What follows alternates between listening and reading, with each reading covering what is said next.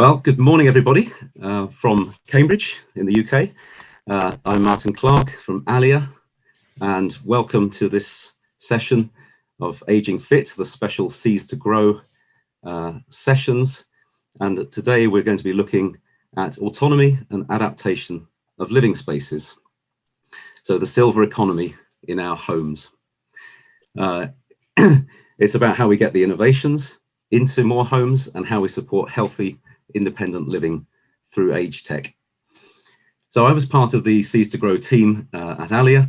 We're a social enterprise in Cambridge in the UK, and we accelerate social and green ventures through social investment finance, through business centres, and through support programs. So we could straight away see the potential of Seeds to Grow, the project, and the silver economy more widely, with our main role in the project being to work on business models for living labs and for the Age Tech Accelerator International, which we're launching shortly, and to look at housing and finance to see what financial or policy innovations could increase the adoption of age tech products into people's homes.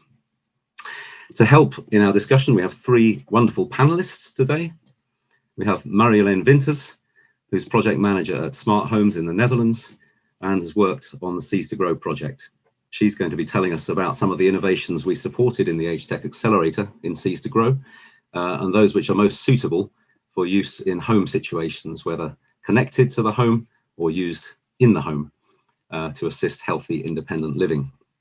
Then we'll hear from Aline OLLEVIER, who's research coordinator at the Department of Healthcare, University College VIVES in Bruges. They're a partner in the Age In project, looking at existing technologies that can make the greatest difference to independent living and aging in place. And finally, we'll get some inspiration and some political wisdom from Lambert VAN NISTELROOIJ. He's a former Dutch regional minister and MEP with a special interest in policy and provision for the elderly. So let's wave to our panelists. Morning, everybody. Thank you for joining. I'm going to give a very short introduction on what we were doing in the project, and then we'll hear short presentations from each of our panelists and leave some time at the end for questions. If you do have questions, please put them in the chat box to the right of the YouTube screen. We're doing this on Zoom, but you're seeing it on YouTube. And if you want to ask a question, you can't have the video screen in full screen view. It has to be minimized. The questions will be relayed to us, and we'll then pick them up. So just to set the scene, there's our speakers and our agenda. Seeds to Grow housing. Our thinking summarized really is to say the big question, how do we make our housing, whether it's new build or retrofit of existing housing, which of course is the vast majority of all housing, support healthy, independent aging better? To do it, we think we need to build the cost-benefit case to make the business case for funding smart, caring home products. And in fact, to try and create the whole concept of a smart, caring home, which is going to help to look after us as we all age. We think there are different routes through the property development process that might allow states or municipalities, local authorities, to fund and incentivize property developers or property operators to cover the small extra cost of age-friendly design and the age tech installation that will achieve better social and economic outcomes. So in a sense, it's for the state, it's spending to save or to achieve better outcomes for the same cost, or for the market, it's about having a USP and seeing an opportunity. And ultimately, each country needs to find its own way through helping with the upfront or the ongoing costs of age tech, linking to the savings, to the benefits that they achieve. And they can do this through the planning policy system, through property taxation, various ways, through the insurance, the welfare systems, all interacting at the same time as the smart homes movement as a market sector is becoming more common and more affordable. So it's a complex picture, of course, because housing is not a simple issue, but there are trends and there are policy levers and opportunities, we think, that can be exploited. And I'm just going to give one very quick example of one of the best smart caring homes systems in the UK, which is actually developed by a housing association in northern Scotland.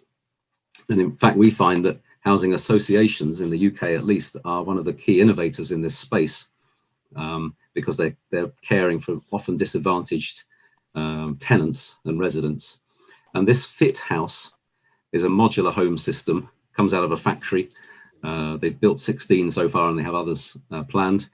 And it's fully equipped. It's got sensors which very passively, ambient monitoring of where the resident is, whether they're moving, their walking style, their heart rate, their breathing, whether they've fallen, all that being monitored by the health system. It's got a user-friendly smart home system, TV with Skype built in to help interaction. And it's doing data analytics all the time, suggesting services which will help the residents with their well-being, whether that's gardening or exercise or nutrition.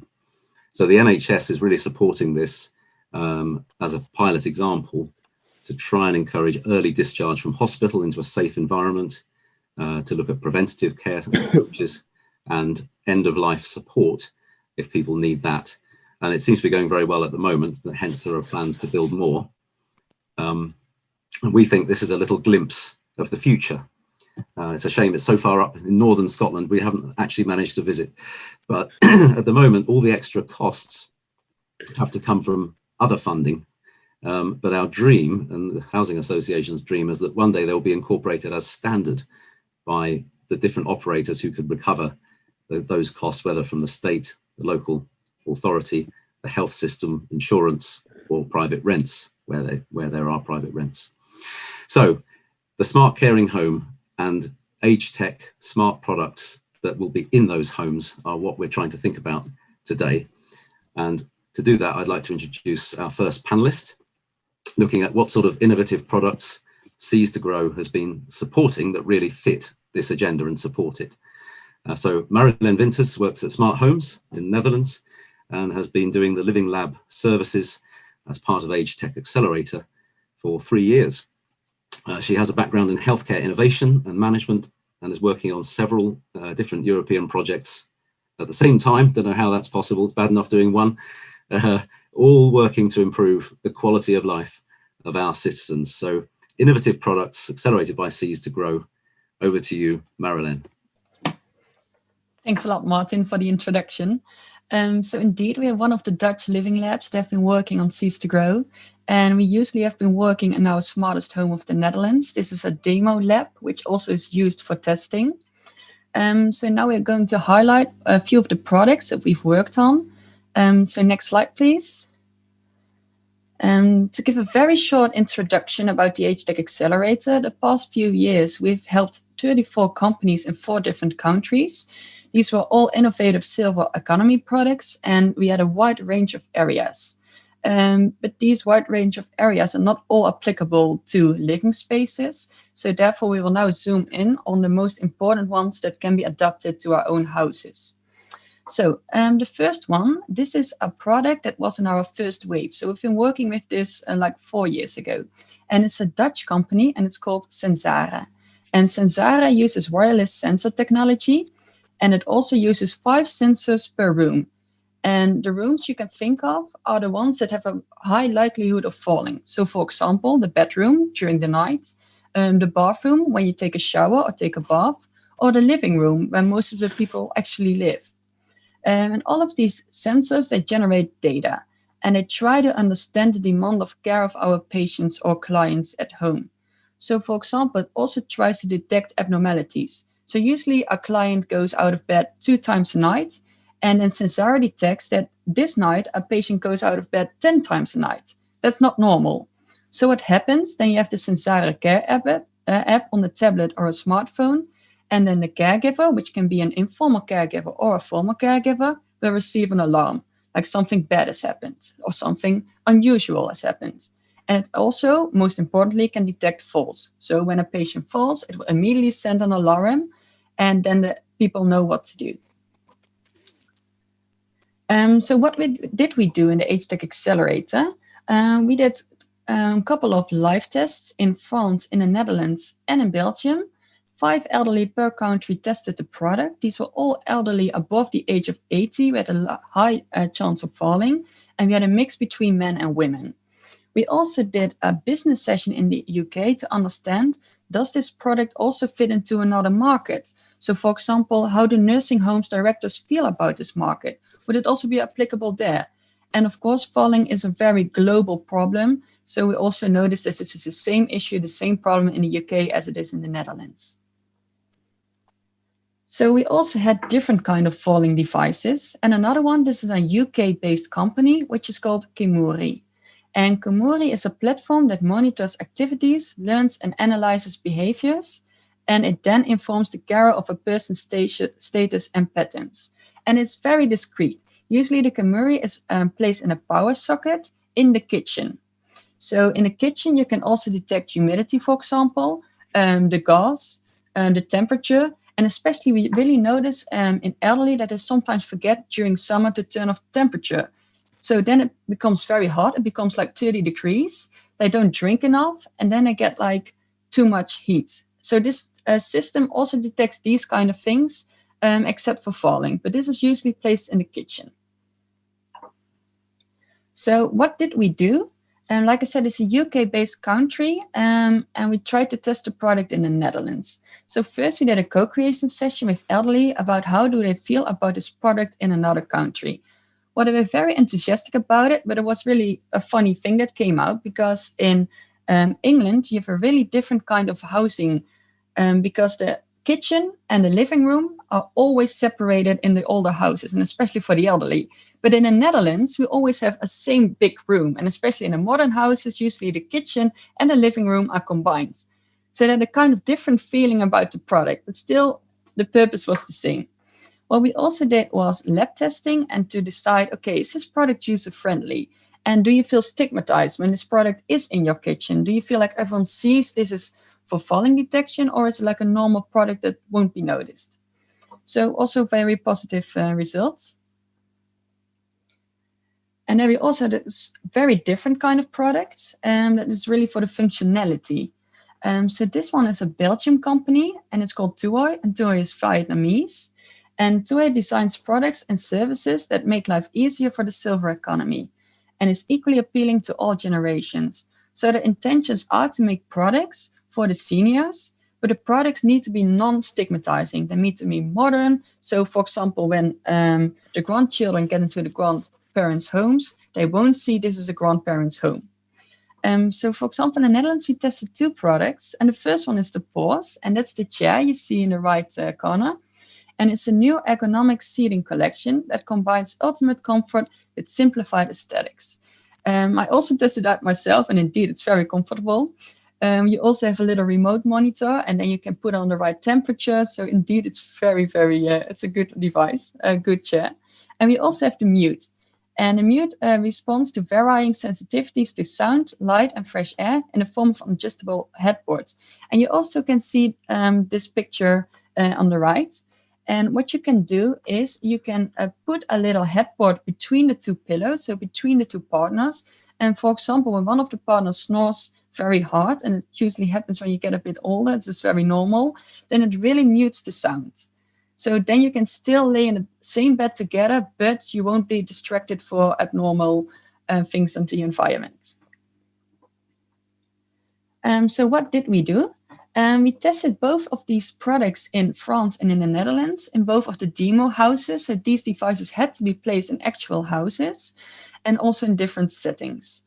And we also did business sessions in France and in the Netherlands, and we aimed to connect the right partners for the company. So for example, who could be the right distributors? Would nursing homes be willing to have these kind of products? And would they more be interested in selling it to business or more to business to consumers? What would be the right target group? So that was something we tried to figure out in both France and in the Netherlands for a Belgian company. And then the last category that we will discuss today is also a Dutch company, which is called Sleep Radar. And the nice thing, there are multiple sleep radars, sleep monitoring devices in this world, we know that, but this one is invisible and contactless. So it doesn't disturb you during the night. It is placed under the bed, and it analyzes and optimizes your sleep patterns. So what it does, it also measures your heartbeat, your sleep phases, your breathing patterns, and the movement. and it's very easy to read in an app. So what did we do with Sleep Radar? We tested it in a co-creation session in Belgium and the Netherlands with end users. We had quite young end users because this is a prevention device, and it can also be used for people who are above 50 to detect, okay, maybe there's an abnormal behavior. And we also wanted to see if there was a difference between seniors' needs. We also did some lab testing to test the functionality of a product. So is it really is it really invisible? And for example, would it be difficult when you vacuum under the bed that you touch the device? So really practical questions. And then we have our last innovation of today. This is for the Parkinson disease, and it's called Pathfinder from the company Walk with Path. So what does this do? Parkinson disease really often results in freezing of gait. And freezing of gait means that when you're moving, when you're walking, suddenly you can't put your one foot in front of the other feet anymore. So this can be a very, very annoying aspect for Parkinson patients. And Pathfinder is a medical device that alleviates freezing, and it gives a cue that helps brain initiate movement. Usually this is done by, for example, an informal caregiver or a caregiver, but if they are independent and want to live at home, it's way better to have a medical device that are not dependent on other people. So as you can also see in the picture, there's a green laser line that can help you start walking again. So if you look at this laser line, at this cue, you will get a little sign in your head, and then you can start walking again. So it's really nice to see how this worked. And then we also did in all 4 countries, because everyone was very interested in this project, some co-creation sessions. And we did these sessions with the seniors, with the end users, so people with Parkinson. And we also did this with healthcare professionals, and that were, for example, in the Netherlands, physiotherapists. Then we also did lab tests in the Netherlands and the UK, because these countries were really interested in the product. And we wanted to see, does the product work? Is it user-friendly? Is it appealing? And what a very interesting result was for me, for example, as you can see, it was a black device, and we had a very, very sophisticated elder woman, and she didn't want to wear a black device up upon her brown shoes because it was ugly. So you also really need to keep these things in mind when testing these products. Okay, is it appealing, and do they want to live with it? They have to live with it every day. So I thought it was also a very interesting session. And I think this was my last slide. So I give it back to you, Martin. Fantastic, Marjolein. Thank you so much. That's a brilliant little run through those products and some of the interesting discoveries that you make when you do real testing with real people, which illustrates the benefit, we think, of the Age Tech Accelerator. And what a great range of products. And that was just 5 out of the 34. So we really hope they're all going to succeed, or most of them, because inevitably not every business and every innovation succeeds, but we want those ones highlighted to grow and be successful through the support we can offer them. So fantastic start and illustrating what Seize to Grow has been doing. But now we're going to hear a different perspective on the same challenge from a second speaker, looking at the existing technologies which are already on the market. These ones we've looked at here are getting towards market activity.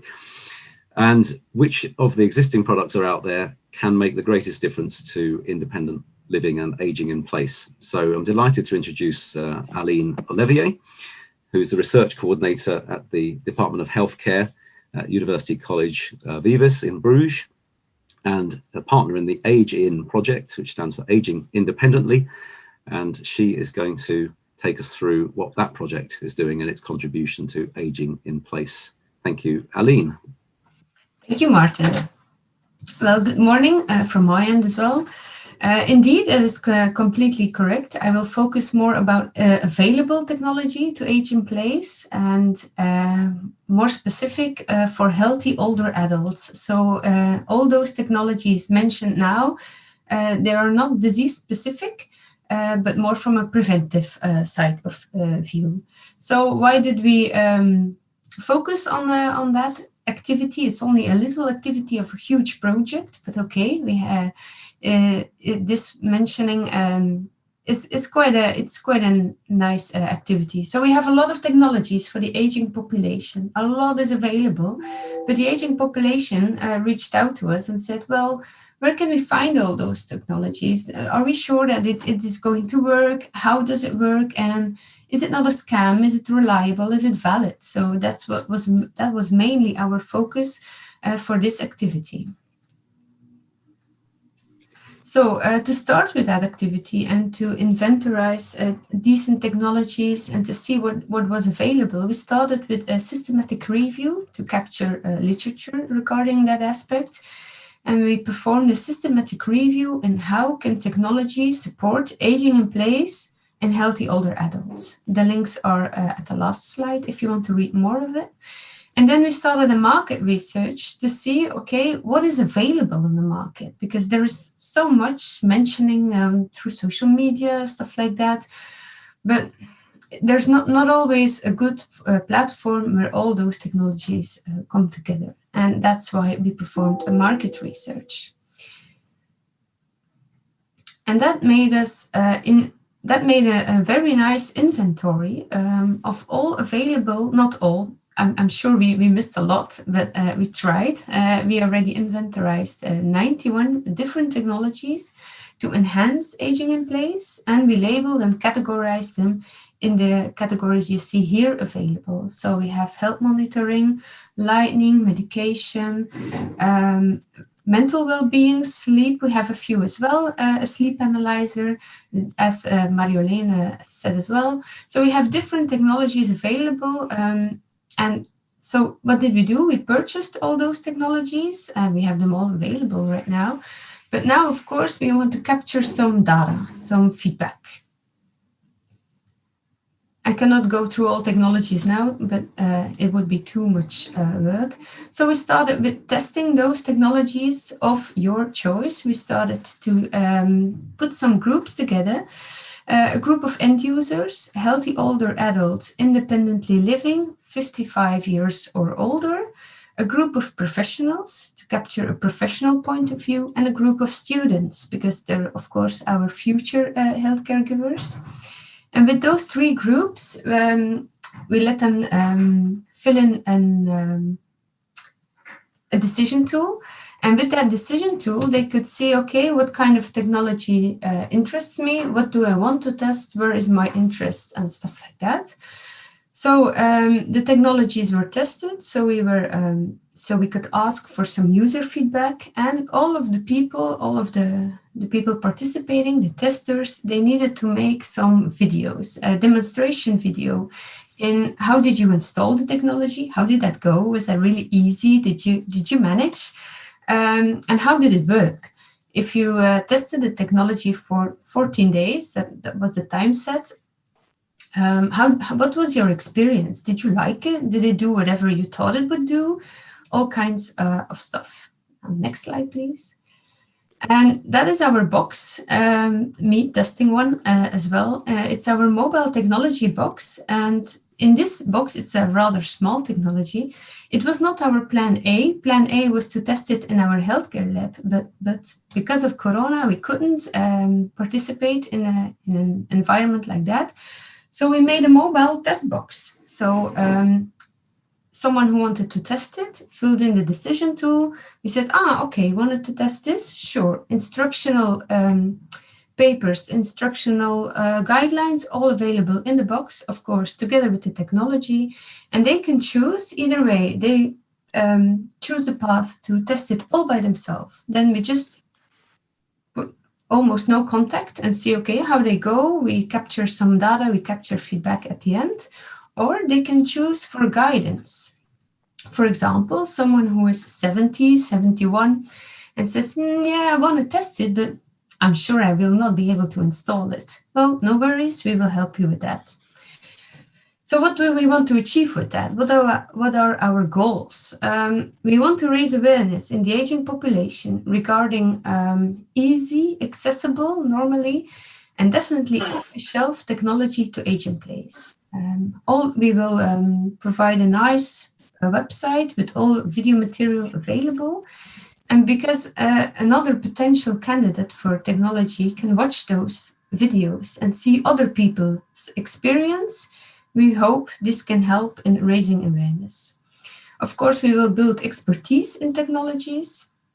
We will provide easy accessible information in different languages with our end user videos, and you can choose a tailored or a non-tailored approach. It's up to you. It's no restrictions. And we are cooperating with our stakeholders to provide feedback and users feedback from the people who have tested it. So we have a good connection over there as well. So I continue with my last slide. If you want to read more, or if you want to see our market analysis or our full text publication, the links are available. And of course, you can always contact me or ask a question. Thank you. Wonderful. Thank you, Aline. That was very efficient and well to time, and very interesting, and well done. Congratulations to the project team on adjusting to the corona situation and doing such a creative thing with the box. It must have been great fun. Your face when you were opening the box, I know you were probably, you know, acting for that picture, but imagine the joy for the people who received the boxes and had the fun and the interest of trying the products out. So that's really brilliant. Just a quick thought comes to me, because you're slightly ahead of time. Were there any particular products that were very, very helpful and welcomed by particularly the older people testing them? Well, we are now still up and running, so we only have a few end users participating yet, because we just already started in January, the beginning of January. So we still need to see, but we can already see a few preferences in the choice of technology. So the most accessible ones, or the most common ones, for example, a smartwatch, it was picked out pretty easy, and most of the times even. Yeah, makes sense. Yeah, thank you. Brilliant. So I think, yeah, it's exciting to see the combination of things that are already on the market and the ones we heard earlier that are coming to the market. And it's the balance between the two. We don't want to spend our whole time trying to reinvent things if they're already there, but things can be improved, can be made better functionality, can be made cheaper for the same functionality. And of course, we need to keep innovating, because new things will come along which will do brand new things. Martin, sorry to interrupt. May I ask a quick question? Of course, Ad. Well, it's very interesting what you do, Aline. I think there is European-wide a lot of demand for such an overview. The point is, I think that most older people would also like to know, what are the best products? What is good? What's really working? So sort of consumer rating per product is something that I think most people really would appreciate. Are you working on such a thing as well? Yeah, that's a good question. Thank you. I forgot to mention, we included a valid questionnaire that every participant, every tester is filing at the end of the test. So it's a SUS questionnaire, where we have a basic 10 question in the evaluation of the technology. And we will see differences in the user groups, in the students, in the professional, and in the end users. And we can see how they respond in age group and whatever. Yeah, but I also refer to things like, if you have, for instance, 10 safety alarm systems, well, you cannot go to test 10 of them with the same person, but maybe there could come sort of a top 1 or 2 or 3 out of the 10 safety alarm systems. Are you doing also these kind of tricky things? Because then you enter in consumer testing, more or less. Well, it is our idea to test as many people as possible, to capture a few tests per technology, because indeed it is not our intention for one people to test 7 same devices, 7 smartwatches, for example. That's not the idea. No. So we will see how we go with that, because we're not sure how easily people will choose the one or the other. Okay, thank you. Thank you, Aline. Yeah, I think it's a goal to get to, isn't it, where products are ranked and rated so that people can make easier choices, certainly in the consumer market, which is something that the silver economy hasn't quite cracked yet. We're aware of this in the healthcare app system in the UK, where there's a really good rating company that sort of assesses which ones have really got credible outcomes. And I think if the technology market can move the same way for these products, that will be fantastically helpful. So yeah, let's hope your project contributes to that. And thank you for bringing it to us. It looks fantastically useful, and I hope your research goes well, ideally post-corona as well. Now, let us turn to our final speaker. We're going to hear from Lambert VAN NISTELROOIJ. He is a former MEP for 15 years, and he was a regional minister in the North Brabant regional government, looking particularly at health and elderly policies with responsibility for social care, planning, housing, and did a lot of European cooperation in that field. In fact, he was given as an MEP a Member of the Year award for regional innovation, as well as being president of the parliamentary group on active aging. So we couldn't have anybody better to speak to us about the politics and the European thinking on this field. So he can speak his mind now. He's retired. So we really look forward to hearing what he's got to say. But Lambert, if you see me crying because of Brexit, I can only apologise. So thank you. Don't cry. Look forward. Okay. Thank you very much for inviting me here. And in fact, as you said, I worked for welfare and housing, etc., for older people for a long time. And now I'm in the target group. So this is not a bad situation, isn't it? No, seriously. I worked together with the Age Platform Europe. I worked together at the start of the AAL, Ambient Assisted Living. I was negotiator for the regional structural funds and both Horizon 2020. And let me give you today a little bit a broader view and then look back to what you debated in all the workshops these days. What will be the next step? First and for all, let me say that you need an integrated approach. If you take just a niche of technology, you can't convince people in politics, in the region, etc. It should be a more integrated approach, and exactly there, the silver economy is popping up.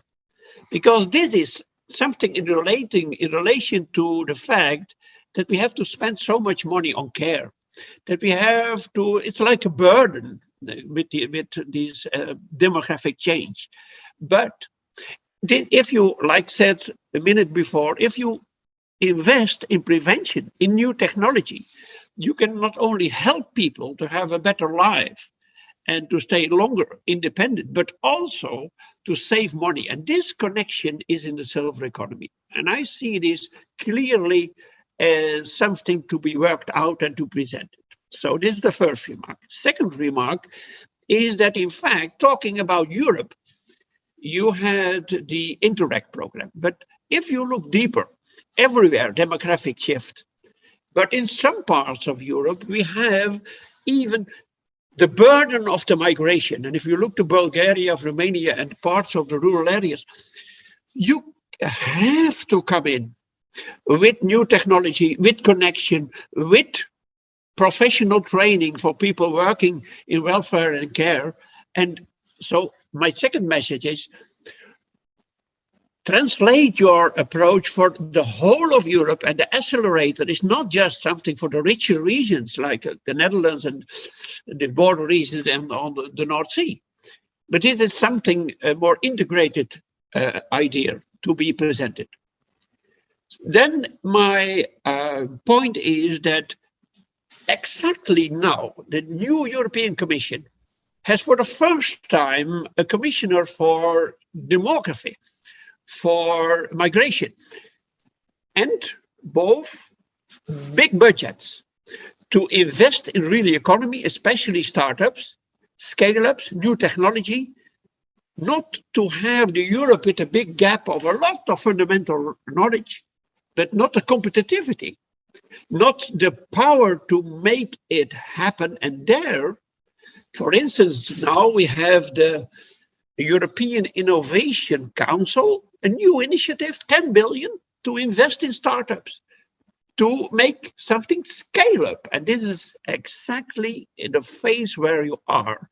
If you don't scale up, your activities, like I heard a minute ago, with all the examples, you won't be seen in a serious way like Europe is looking at.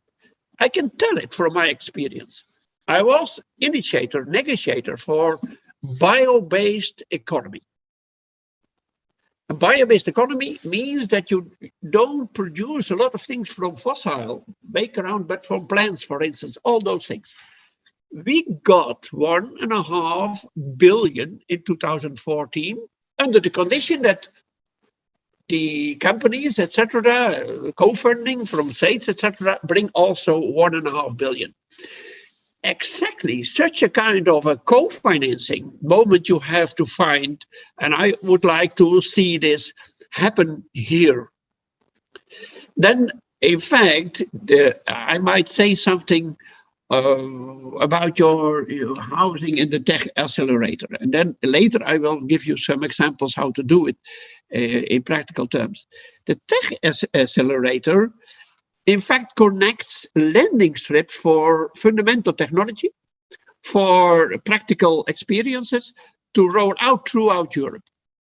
And I think that you need a new commitment with European Commission, and like the bio-based economy did, it can be done, be visible, be tangible in your results. And I was the parliamentary negotiator. I'm out of the parliament, but I can help to bring you to both people from the Commission and the parliament to make such a step. Do I see other possibilities to finalize my contribution? Yes, I do. Exactly now, we start in a new period of funding, both regional funds, and there we have the so-called smart specializations. There is some attention for housing and for health, but it hasn't been crystallized out. It should be done. The new period of the regional funds and the European social funds. There's also a new period of the Horizon research-driven, with a lot of attention more than ever for health because of the COVID, etc. We have the EIT, European Institute for Innovation and Technology, and they have a special attention for educating for the professionals. And this is a very important, both on ICT connections, on the other devices, that you jump in there, and they have a lot of money, and I'm connected to these health, EIT health, so-called KIC. And then, as I said before, for instance, this European Innovation Council with the 10 billion. Let me finalize. Usually, a conference like this is ending with report and manifesto. But it's exactly what you do. You end up with the idea of the age tech accelerator. And I think this is the right moment to do so, to scale it up to the European level. This might be my idea to support you. It's tangible, and I think it's right to do so. And it's also a question how you bring together different funding streams. Also for housing, that's in particular national and local responsibility. But for the tech, it's combining funds. And I have organized together with STOA. STOA is the authority in the Parliament on Research and Innovation, on the 2nd of February, a meeting how you can bring these funds together. There are already 500 people registered for the conference. So maybe I invite you. I thank you first for the conference and the outcome, but I invite you to participate, and you can ask me, you can invite me to help. This is my contribution after inspiration I got from your SEAS program and conference. Wonderful.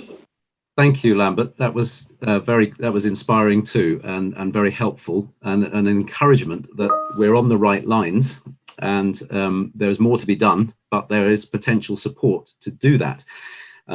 So yeah, that will be music to many people's ears, I think, listening. particularly those in the European Union. So, you know, we look on enviously now from Britain, but hopefully we can still try and work in parallel, and we will retain our wonderful relationships that we've built up through working together across borders and continue those in our own way, of course. But I know people will have questions about that. There has been a specific question come in during the conversation, which we'll come back to later, but I did want to invite Ad Lambert, who works with Marjolein running smart homes, and who you mentioned in terms of the smartest home, Lambert, to see if he had any reflections or question following up your remarks. So Ad, question from you. Yeah, well, thank you, Martin, for giving this extra opportunity, and thank you, Lambert, for your contribution and your reflections on particularly the funding schemes. I was not aware of that. We have been particularly working so far in Interreg and in Horizon 2020, which is now Horizon Europe coming up. What I was wondering, more also reflecting to the houses, the theme of adapting houses here in this session, we, for instance, in the Netherlands, we have 300,000 houses which should be made suitable for accessibility by elderly people. So they should be barrier-free and have some home adaptations. So there's a shortage of 300,000 houses. Now, I calculated in the past, if you would also make them more sustainable, so greener, etc., that would cost something like 2 billion only for the Netherlands, and not to talk about Europe. I don't know, the Dutch population is about 5% of the whole European population. So you could imagine, and you give fantastic examples, well, not fantastic, but you refer to Bulgaria, Hungary, and these kind of countries. Where do you think that the funding should come from? Not all from the investment. You mentioned European innovation, what is it, scale, 10 billion there, that's a lot of money, but by far not enough to make houses adaptable and smart. So I was also impressed by the Fit House that Martin mentioned in the very beginning.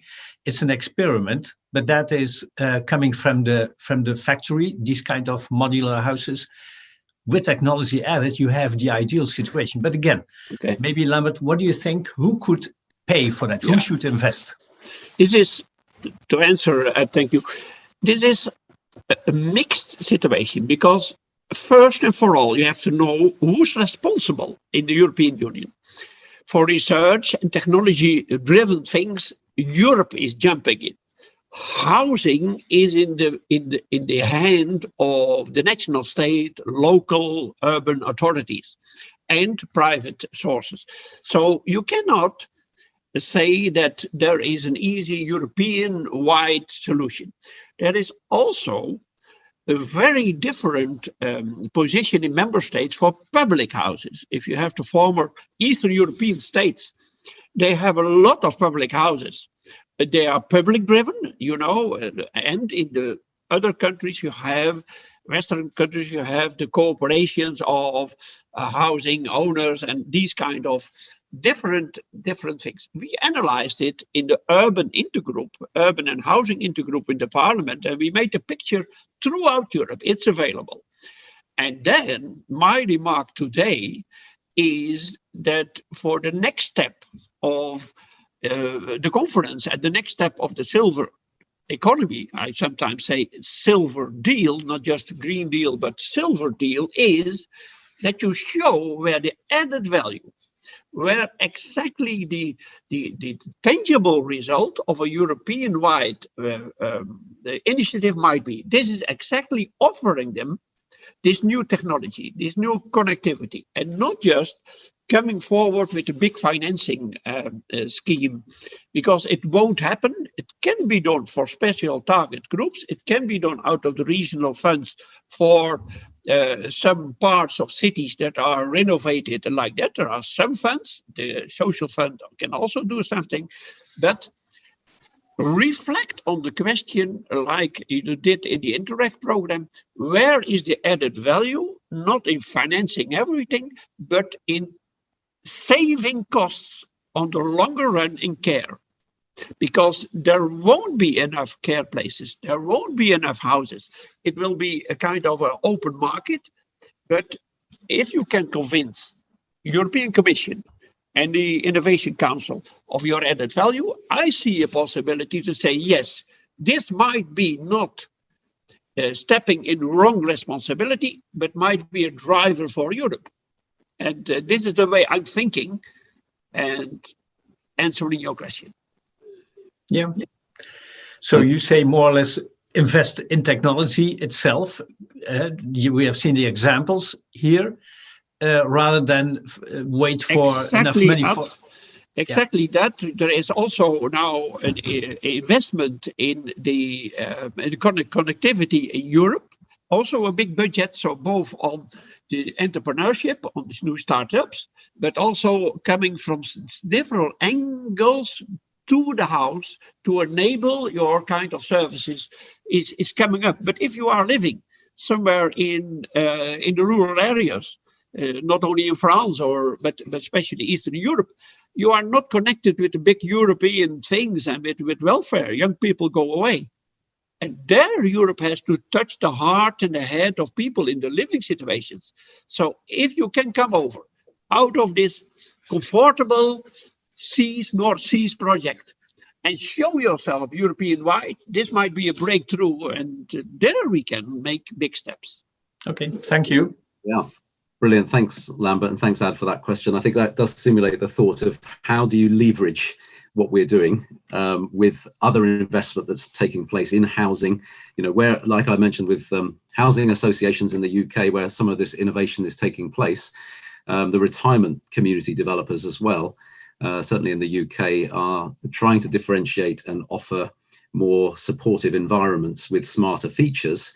And obviously Smart Homes Netherlands is incredibly experienced to this whole field of the general smart technology movement and how it's then applied in these social settings. So the more sort of demonstration projects we can do, but increasingly at scale, that make the case for the utilization of the right technology, and this is where I want to turn in the remaining few minutes we have, of what is the consensus in the panel around whether it's best to embed that technology into the housing fabric itself, whether it's a new build or a retrofit where you're adding sensors and so on, adding them to the house, or like Aline was showing us, and some of the products Marjolein mentioned, some of them are loose products, so they're wearable, or they're pieces of furniture or equipment that can be moved around. With technology moving so fast, there's a risk with the embedding approach that things will move on, other than maybe if you have good wiring systems behind the scenes of a house. So each of our panelists, if you'd like to comment on the balance between connecting the house up and having things that are added onto that physically, and the balance between that and the loose products or the wearables, I'd be very interested to hear people's views and how that plays into what Lambert was saying. So who'd like to go first? Well, I can go first, but I was not a speaker, but I have some experience with smart houses, as you know. I think it will be always both.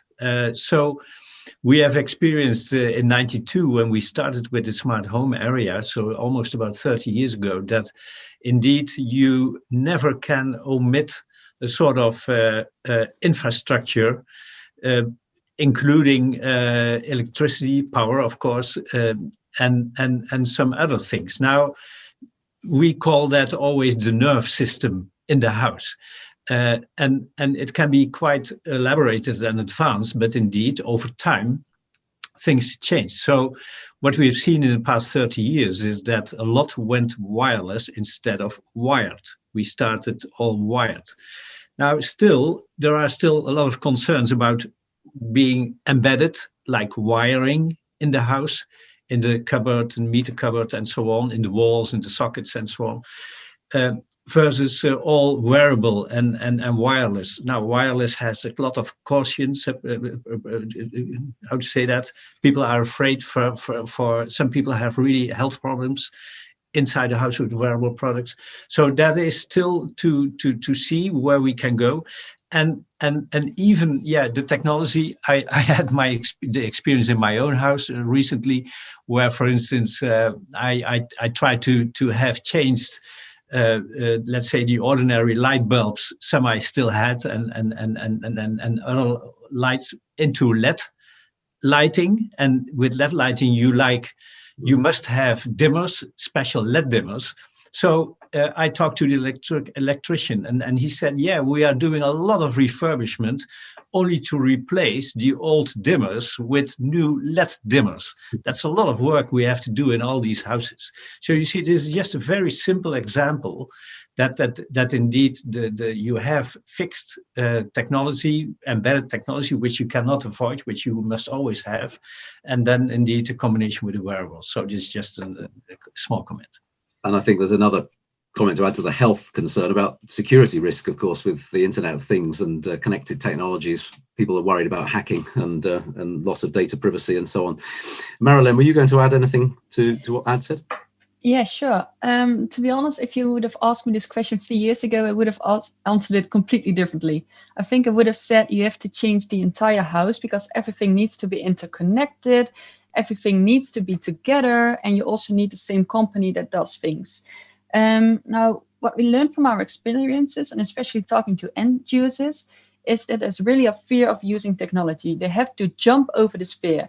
And especially during Corona, we really noticed that people are less afraid of using technology because they are forced to use technology to be able to talk, for example, to their grandchildren.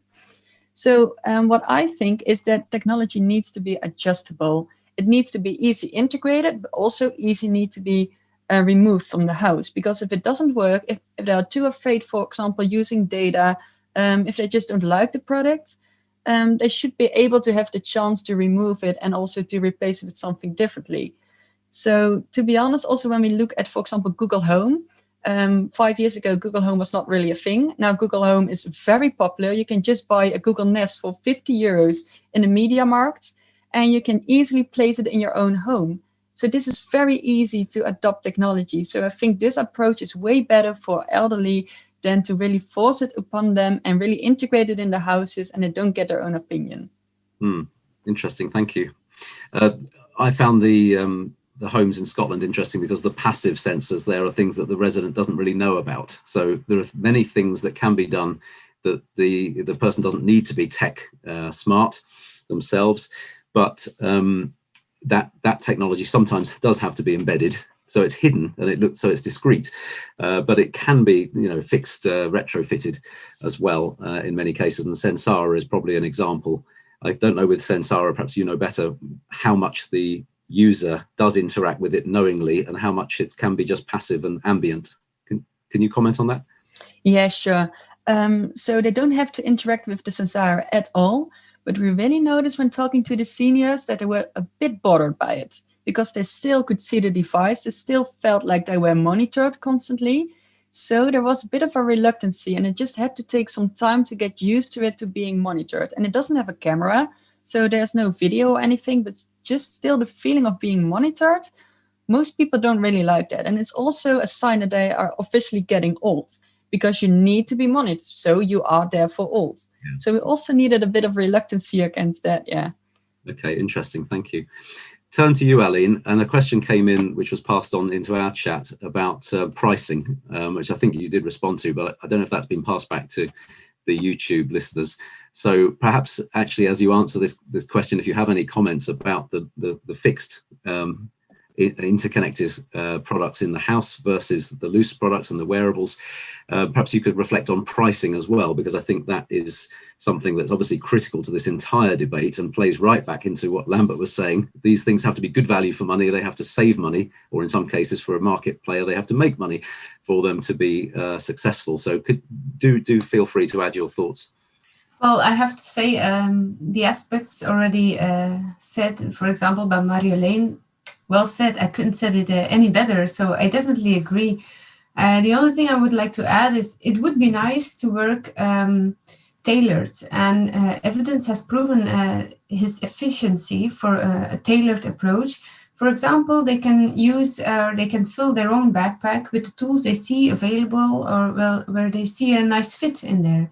So more to the systems or plug and play. That would be nice. If you like it now, okay, plug and play, you go ahead, for example, with the Google. Oh, you don't like it, you don't need it anymore. Okay, maybe we can switch to something else that can be appropriate, because through aging, other demands will occur. And it would be nice to switch and to vary as long as much as they want. So for pricing as well, if you have a good awareness and a good information about how much something costs, and you know, and you saw a few videos or experiences in how it has been used, it has a bigger potential to be a good value for money. Instead that they just buy it blank because they just heard about it. No, that won't work. They need to see some experiences, and they need to have a feeling with it. So there is a certain trust in what they will buy. Yeah, great, thank you. We're getting right to the last few minutes. I'll ask everybody to think of a sentence or two to wrap up in a moment. There's just a quick question for Marjolein that's come from the audience about how the radar, the sleep radar or sleep radar, helps people optimize their sleep. Can you answer that? That's a very good question, because half of the people in the world suffer from bad sleeping. So it's a really good thing to consult indeed. So what it does, for example, it gives you advice. So the sleep radar detects that you go to bed at 10 p.m. and you wake up at 6 a.m. Let's just say something like that. And then they notice that it's better for you to go to sleep at 11 p.m. but wake up at 7 a.m. What it also does is, for example, it monitors your breathing, and most people don't even know that they suffer from sleep apnea. So this is also a really bad thing. So then you can go to the doctor with these data, and I think I suffer from sleep apnea, and then it can optimize your sleep because you get a result from that. So there are multiple things that could optimize your sleep.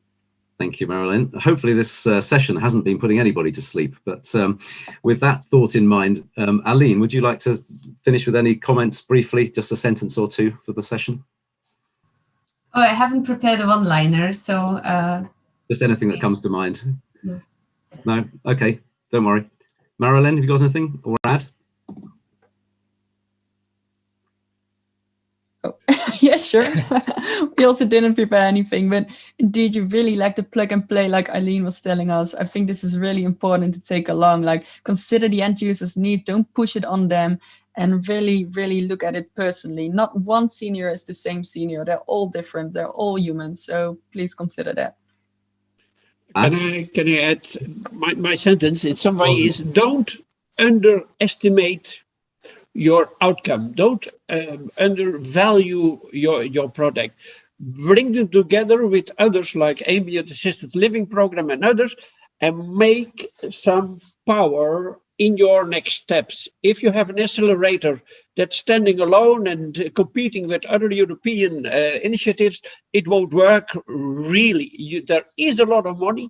Europe want to be competitive, want to support new startups and scale-ups. Jump in that move. So you are not visible at European scale. Make your message, and spend, of course, a lot of time for your own accelerator, but think about this broader play. Yeah.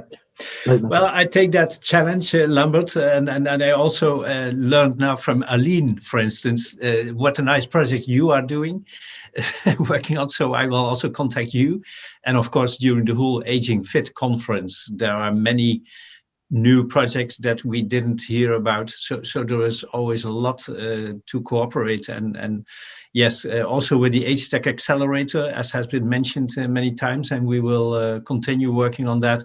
Yes, we will try to expand to other countries, not forget them. And of course, look again to some funding from the EU, because you mentioned several opportunities. So thanks for that. Yeah. Thank you, Ad. And thank you, everybody. We're out of time. It's been a fantastic session, really interesting, diverse contributions, good discussion. Thank you for the questions from the audience. And I can only say, come back at 1:30 Central Time for the final plenary session of Seeds to Grow, which is launching the Age Tech Accelerator International that Ad referred to there, which is the fruit and coming out of the Seeds to Grow project, the sustainable way forward. And we hope it will do some or all of what Lambert has encouraged us to think about, which is to think big, think about how we can get these products into more homes, more people's lives, solve more problems, meet more need, save money, and make an impact. So thank you for the session. Thank you for listening, and we'll see you again in an hour. Goodbye.